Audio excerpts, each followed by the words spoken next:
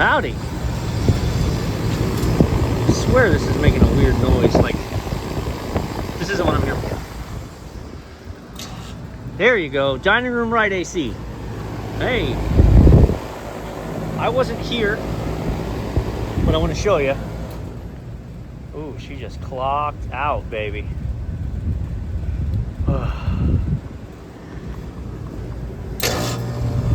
Okay. 410, look what's happening.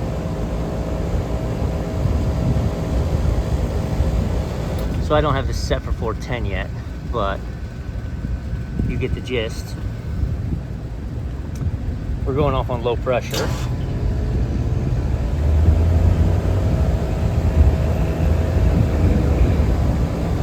All right, so yesterday, I had a technician here and he leak checked the system, didn't find a leak. And he was like, huh, so we're low on gas. So he brought up the scale in his bottle, he started weighing in gas. And instead what happened is our head pressure is going through the roof and our suction pressure is staying the same. Restriction. Let's see, will that hold that? Maybe. What could go wrong? And what he discovered was, look, you can see it coming out of the TX, or coming out of the dryer. Look at the lines all sweaty. It's literally all sweaty because the dryer has become a TXV. Yep, we're warm going in, cold coming out. I like cold. I've never seen a dryer that restricted. So we're gonna turn this off before it breaks the compressor. And before one of you says it, I'll have to look back and see who it was.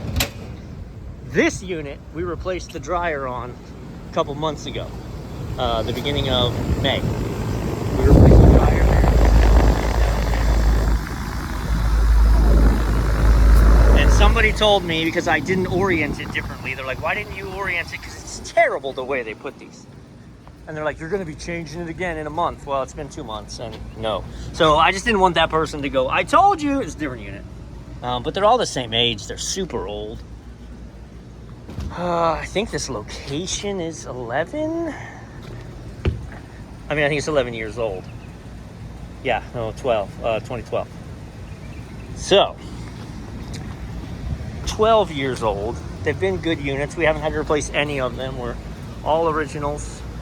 Other than we've got a scrapyard there. All right. Well, let's go get the recovery. Start the arduous process. Because, gosh, I think this is 14 pounds if I remember the other unit right. 14.2 pounds of beautiful 410. And the operations manager, I was talking to them about the cost of this job. And they're like, you can't reuse the refrigerant? The dryer is clogged up because the system has junk in it. That junk didn't come from outside, it came from inside. So you have system breakdown that's contaminated the refrigerant, and no, that means I need all new refrigerant. I'm also putting in an HH dryer, which is extra formulated to help pull wax and crap out of the mix. So all right, let's get the process started. I just want to clarify before we get started, this is the old dryer. That ain't me. That ain't me. I don't know whether it blew a hole in it at some point and somebody fixed it. Also, I'm about to get rained on, I think. I was correct. You never torched in the rain before? You don't know what you're missing, man. You don't know what you're missing. So I put Viper wet rag. I'm in the condenser fan section right now, and yes, it's still raining.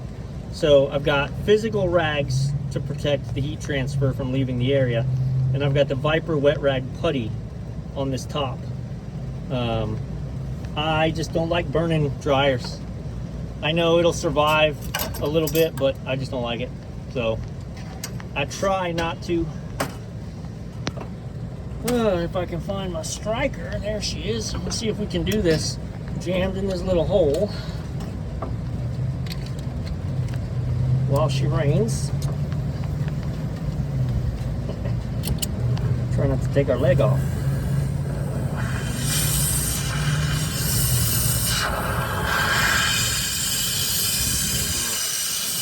running out of oxygen. So we're burning yellow instead of blue. Well, I don't need much. Let's see what we can get.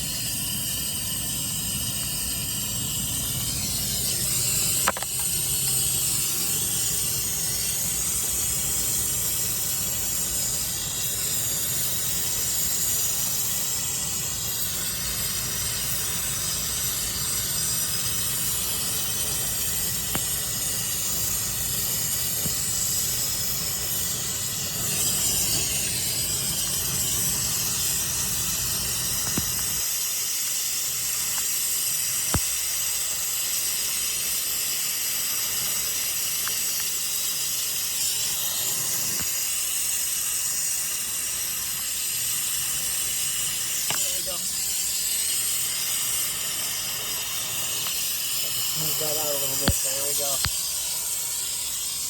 It's ugly, but the rain's hitting it.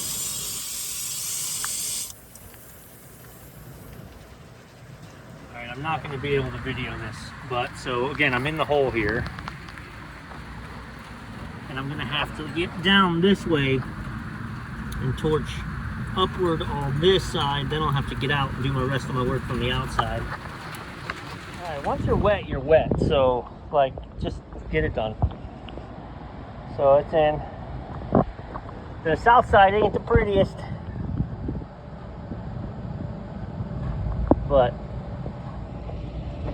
I got my flow the right way. I haven't brought up the nitrogen bottle yet, so it literally just let loose pouring rain on me while I was in the hole. Filled up my wet rag here. Yeah, that's fun. And the bigger problem I had was my striker. My striker got wet, so I couldn't light the torch. Fortunately, I keep a backup striker, and I jumped out and grabbed it. It was still dry. So let's go get the nitrogen. We're gonna nitrogen in the bubbles. They're good, but let's test them. And then we'll get a vacuum running. While the vacuum's running, we'll clean everything up. All right, so I've got it soap bubbled. I got 150 PSI in it. I only put like 30 or 40 PSI in it, and then I soap bubble, because a lot of times too much pressure can blow through the bubbles. But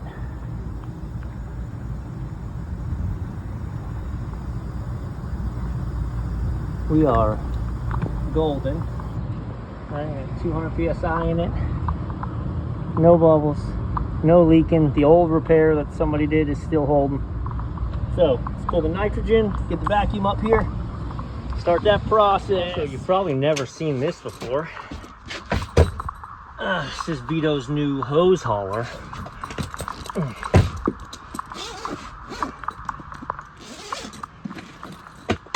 Bruh. Yeah. Alright, so I'm pulling through a 3/8 hose, in through both, and I have a separate micron gauge inside that's talking to my unit. So we're not just going to look at the microns on the pump.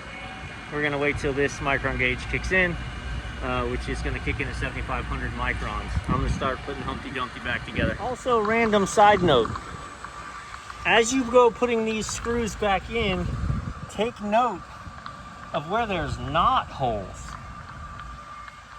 I had a youngling some years ago helping me clean coils. He pulled this out, sprayed from the inside, put everything back together. A week later, unit's not running, short cycling. I get out there, out of gas.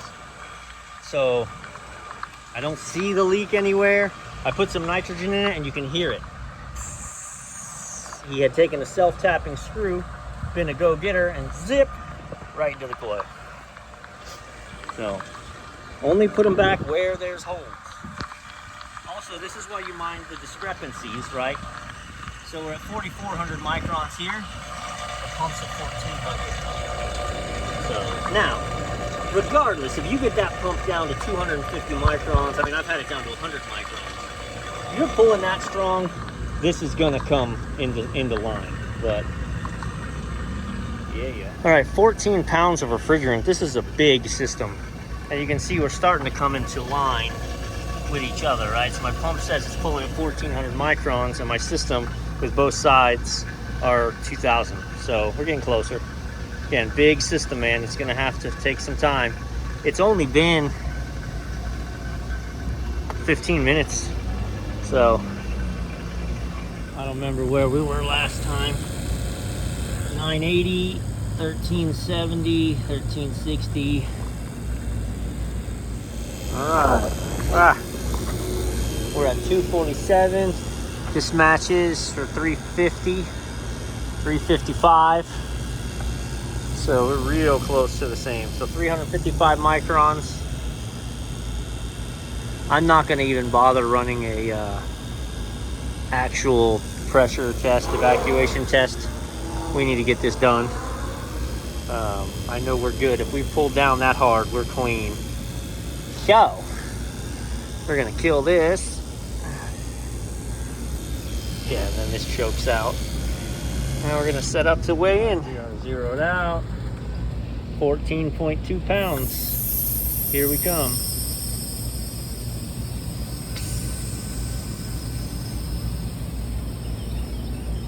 Also, I showed somebody this and they were surprised. Remember, genius and idiot are very close to each other. I keep an extension cord that's Wagoed together on purpose. Because quite often I could use half of an extension cord for something. For example, when I want to hook up a hard start kit to something, I can just take this off, wire that directly into the hard start, plug it in, see if it works. I don't have a good example on the fly of when you would need this side without, but you know. Anyway, it's a regular extension cord, works great. And then it also becomes my transformer extension cord.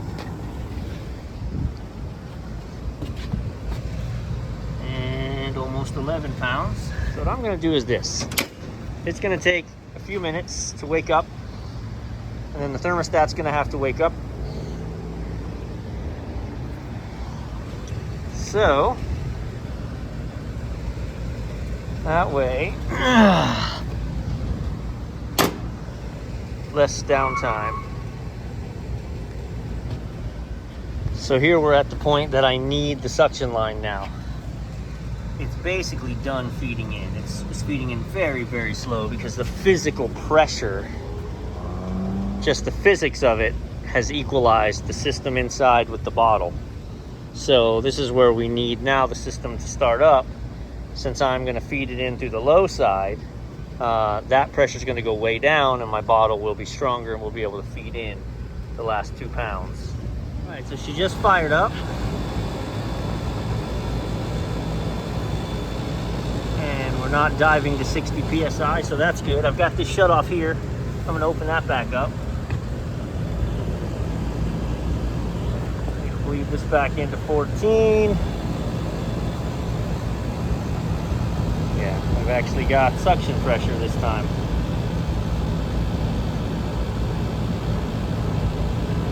Stand by, real close. 13.5, 14, boom. Now, 14 pounds, 2 ounces is not 14.2, by the way, because that's 14 and 2/10. But let's see what the superheat comes in at. All right, so, oh, the sun is bright. Here we go. It is not ridiculously hot out because it rained, so it is probably 80 degrees. All right, so that's a little low head pressure, but my coil's wet from the rain. My suction pressure, beautiful, right? 43 degree coil, 24 degrees of superheat. My room downstairs is 80. So, yeah. Right, so what was happening was we couldn't get above 50 or 60 PSI on the low side because the dryer was so clogged up that the compressor was pushing it on the high side, but it couldn't get through the dryer. So it was basically starving the compressor. And the byproduct of that is that the compressor has been kicking on and off and on and off and on and off and on and off and on and off. So what does that do? It burns contactors. Right, so this has been kicking on and off and on and off and on and off. And now our contactor points are burnt, and we should replace those. So I'm gonna have, we've got apprentice techs, right? Not that I'm above this, I'm not, but I'm not gonna waste their time. We have different pricing tiers. How about that? Based on if there's a scheduled project that we know needs to be done.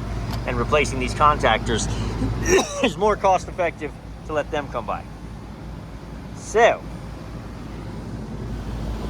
she rocking now, baby. Yeah, love it. Love it. And there we go.